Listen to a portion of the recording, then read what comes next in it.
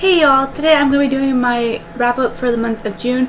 I know it's 2 weeks early, but because I am moving in 2 weeks at the end of the month of June, I packed all my books away already, so I'm not going to be able to read any books, and I really didn't think I was going to want to anyways because of all the moving and packing stuff thing, and so that's the excuse I have, and I think it's a pretty darn good one. So no, it is early, but I feel like I might as well just do it now so I don't forget about it and don't forget what I have to say. So that's that. I'm going to make this pretty snap because I don't feel like making this a really long video, so let's just keep going. The first book I read this month is The Probable Future by Alice Hoffman, and this is about the Sparrow family. Every time they turn 13 years old, they get powers. And this mother is really worried about her daughter because she's turned 13 and she doesn't know what the power is going to be. And I guess she has the right to be worried because she has the power to see how people are going to die. And because of that, she gets her father falsely accused of murder. And in her time of need, she goes to her grandmother, who hasn't had any contact with her daughter for 25 years because the mother or grandmother can smell a lie, literally. That's her power.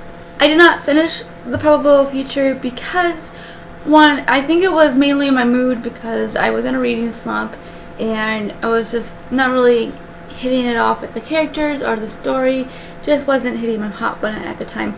So I will try it again because I really did like the writing style. I didn't give a rating for this book because I didn't finish it and because I do plan to read it again. The second book I read is Snowflower and the Secret Fan by Lisa C. And this book is about Lily and Snowflower, who becomes Lautongs, or two Sams. They are matched together to be Lautongs before they are set in arranged marriages, and Lautongs are to be lifelong friends, and it's basically about the relationship and how a misunderstanding threatens to destroy their relationship.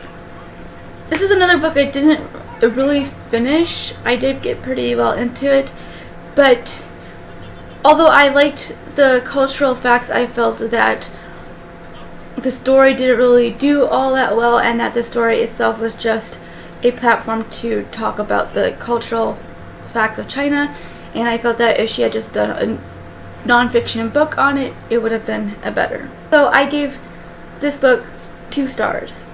Then I read The All-Girl Filling Station's Last Reunion by Fannie Flagg, and this is about Suki, who is ready to go on a vacation after marrying off her last daughter with her husband, but she has to deal with the egotistical and overbearing mother, and then she finds out a secret that her mother has been keeping from her all her life. I thought I would have liked this book, but I did not. The story developing was pretty good when it came to Fritzy's story, but it got rushed towards the end. Suki and her mother were very over the top. I felt it was so ridiculous. I did not like Suki because she whined.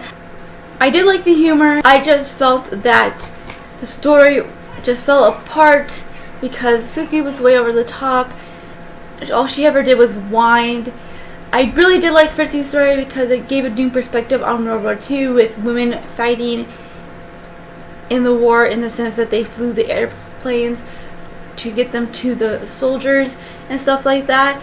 And it finally tells the story of what these women had to deal with as they tried to do their part for the war effort.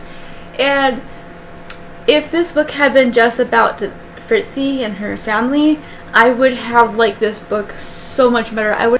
Because I was so in love with that part of the story, and it was overtaken by Suki. And I know she was supposed to be the main storyline, all this stuff, but I was really disappointed because that story just was so bad, like just so bad.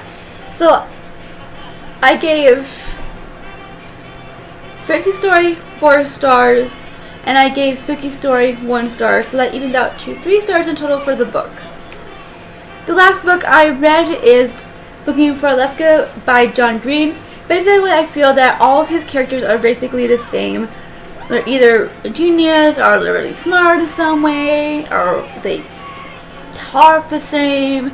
It's just all the same. And this book is like 200 pages. I almost got to the middle point and nothing was really happening. It was really frustrating because I was really hoping that I would finally like a book by John Green, but I don't see that ever happening, and I'm basically done because I didn't really like the character, and it seems like that's always the case. I don't like the characters in the book. I don't like the story. I can't relate, or it's just unrealistic. And so I really can't get into his stuff. Did get Looking in for Alaska? 2 stars. And that is my wrap up. If you want a full review on any of these books, tell me down below. I would love to get into more of a discussion with these books. I can't really do a full out thing right now. Thank you guys so much for watching. See you in the next one.